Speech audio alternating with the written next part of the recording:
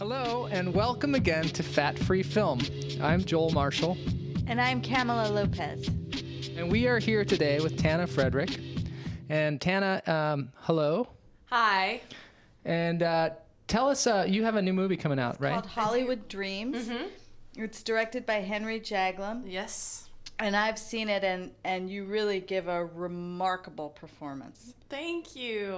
And some of the reviews are talking about, which is really unusual for an actress that hasn't been in big movies and people don't really know who she is, but they're talking about Oscars and Golden Globes, and that's very exciting. It is very exciting.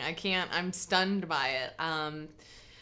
Henry and I set out to do a performance that, of course, everything that Henry does is, he wants to be spot on and meaningful. But I think this film really, we prepared for it for 2 years, and I sat just watching old 1930s and 40s films for a year and a half, and just really thinking back and dredging up all of my memories of all my roommates who I lived with while I moved out here, and all the people's couches that I slept on, and all the actors who I had in my acting class who were my family and my best friends for my struggles through like 5 years. And I just thought about them, thought about their emotional relationships with, having to say that they couldn't be with somebody because the other person didn't understand their lifestyle, and having to say, I can't come home for Easter, I can't come home for Christmas, I can't come, and just sacrificing everything that they had, all the love and the relationships that they had for a dream, just for following a dream. And it's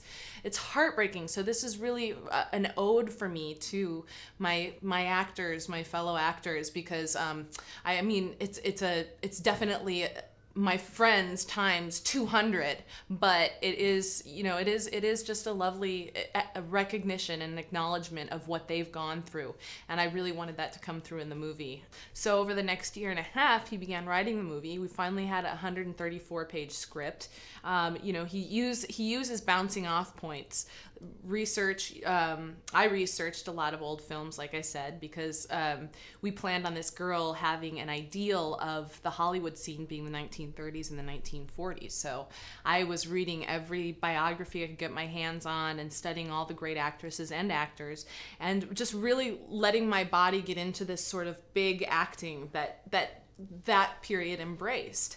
And Henry was writing the script and asking me some stories about experiences in Hollywood, which he did end up writing some, but mostly he drew from a lot of his friends too.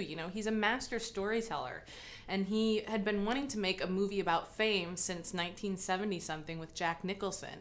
And I had read this in Jack's book, and Henry had forgotten that he had said this, but I pointed this out to him, and I said, look at this chapter on you and Jack. And Henry was trying to persuade Jack to do a film on fame and why people seek out fame and the desperate needs of actors. And Jack was like, nobody will ever watch out. We can't make it. It's totally not going to sell. So this has been sort of brewing in him for a number of years. So he really just took off and wrote this story. And then we watched. We really were influenced by A Star Is Born, and also. A Star Is Born and All About Eve. And then we wanted to create that sort of modern view of those two stories combined, along with my own interpretation of Hollywood. When I first got out here from Iowa, I thought, wow, I feel like Alice in Wonderland. And there's all these crazy personalities in the movie, with like the Mad Hatter being Zach Norman, and Queen of Hearts, Karen Black. And so we tried to really get it into this storybook kind of 1940s old movie feel. You finished another movie with Henry too called Irene in Time. Yes. And then, so that's in post-production. Yes. Do you have any sort of aspirations towards writing, producing, or directing, or just staying with the acting for now? I'm definitely into the producing and the writing.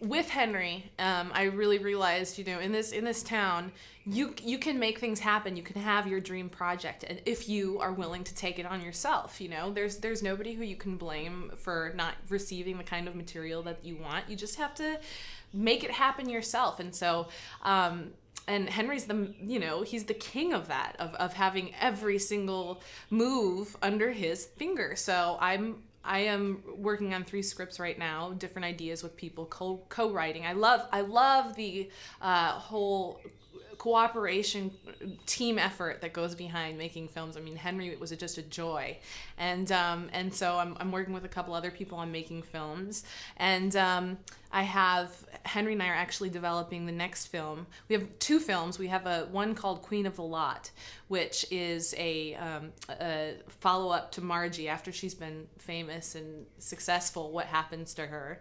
And then we have another one that we want to film in Iowa, which is very sort of Jimmy Stewart, Mr. Smith Goes to Washington, about the plight of these smaller farms amidst these big commercial co-op farms. And so that's really where our passion is right now. And then also doing Henry's play Always, which was his movie that he made about his first marriage and first divorce. So that's been he's rewritten that for the stage, and so that's what I'm going to be working on now too.